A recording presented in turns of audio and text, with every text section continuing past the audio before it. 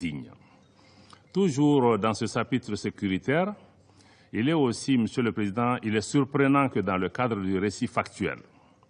le rapport du secrétaire général ait passé sous silence la saisine du Conseil de sécurité par le Mali le 15 août 2022 pour ce qui concerne les tentatives de déstabilisation et les violations répétées de l'espace aérien par les forces françaises. Ces actes d'agression d'une extrême gravité qui constituent, vous le savez, une violation de la Charte des Nations Unies,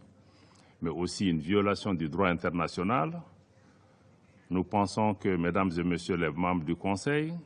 que ces actes ne doivent pas rester sans suite et votre Conseil est interpellé fortement au Mali et en Afrique et ailleurs.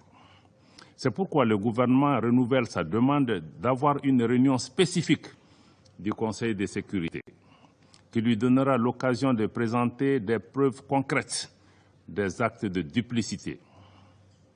d'espionnage et de déstabilisation de la France à l'encontre du Mali, y compris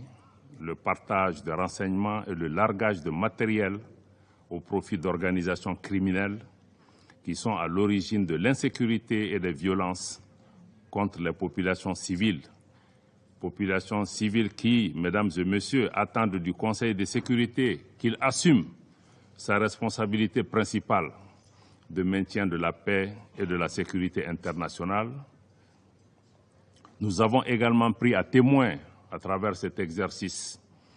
l'opinion publique nationale et internationale qui doit être édifiée, pour une fois, sur les causes profondes, les facteurs qui créent l'insécurité, la déstabilisation et l'expansion du terrorisme dans le Sahel. Le Mali dénonce la guerre par procuration qui lui est imposée, tout comme les manœuvres et les entraves à la tenue de cette réunion spécifique pour la manifestation de la vérité dans cette partie du Sahel.